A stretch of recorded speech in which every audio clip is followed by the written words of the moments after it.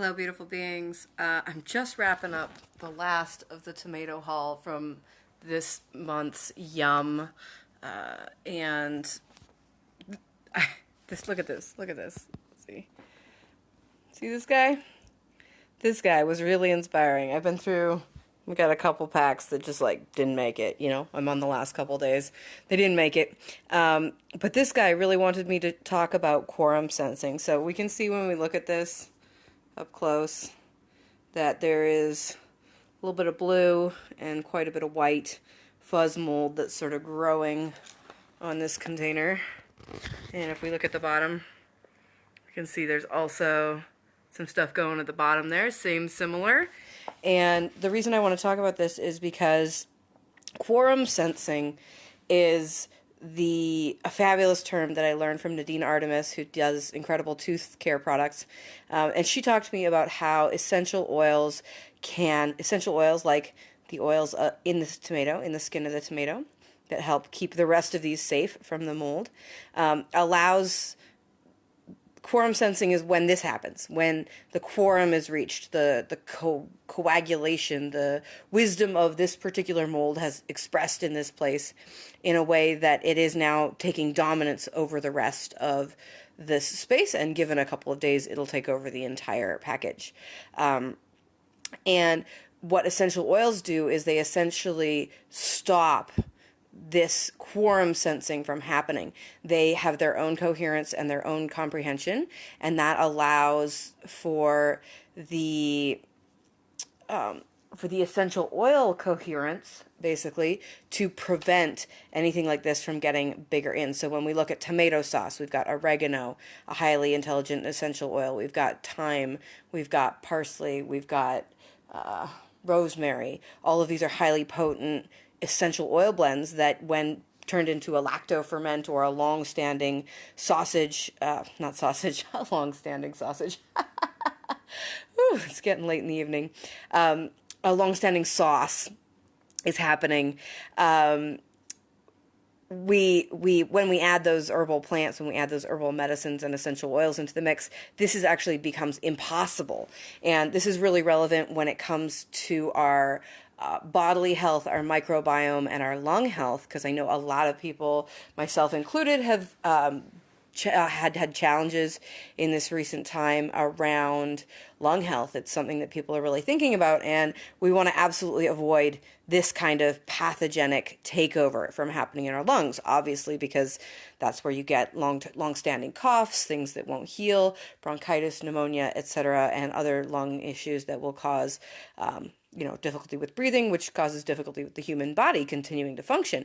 And so if we can use something like essential oils to prevent this kind of quorum sensing, prevent this little piece from taking over, then we can utilize these oils. And I love, my favorite is through a head steam. Hold on.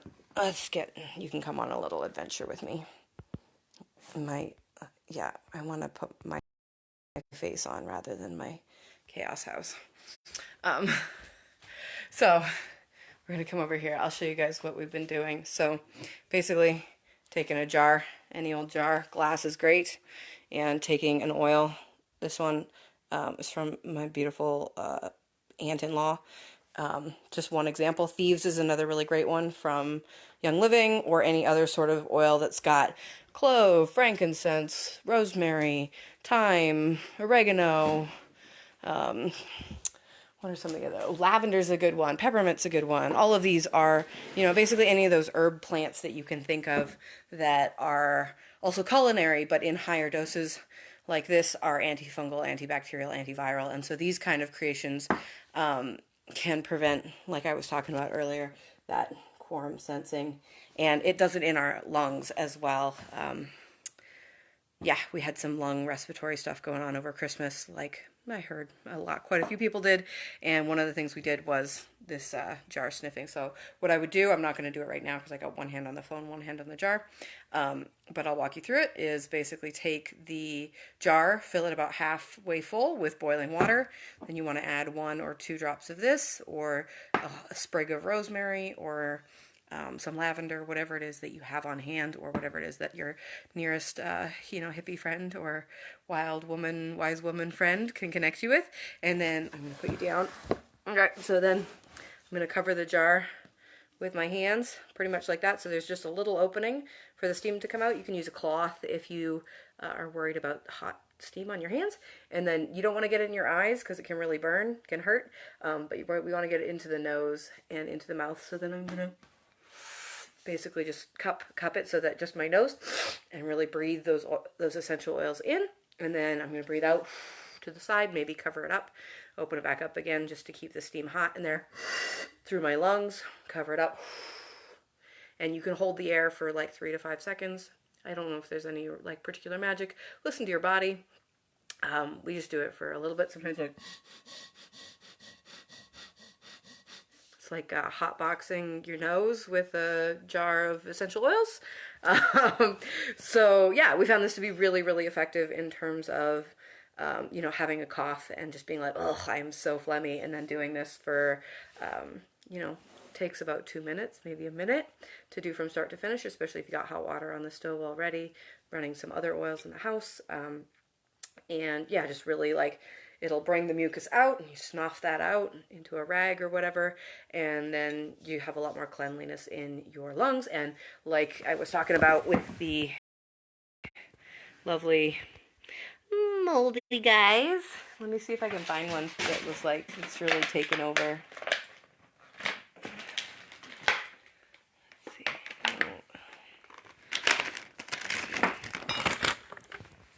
No, yeah, not such a great one.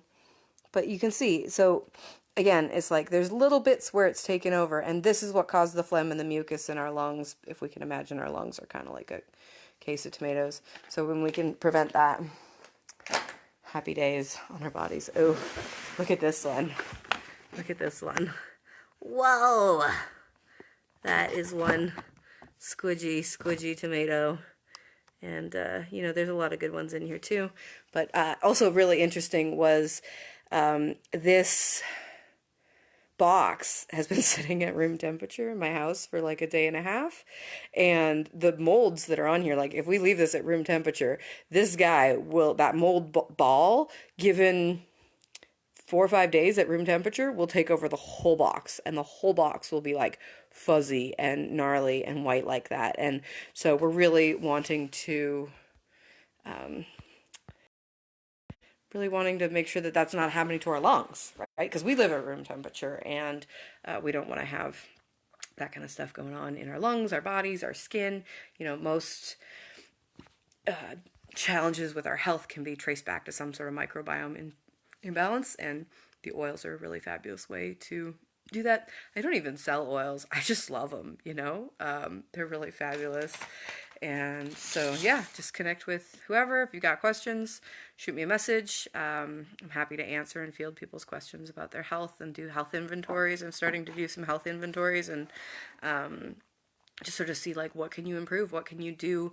What can you be adding into your body? What can you be not adding into your body to help you really basically survive the next couple of years as this, we've got increase in galactic wave energy forms coming through the earth. And if you watch that video that I posted just recently, he talks about how some of the frequencies that are coming through are directly impacting people's lungs, and that might be part of what's going on as we deal with all this ascension stuff going on, and how much of that's psychosomatic and how much of it is learning to be in care of our bodies in ways that are in tune with nature and with plants.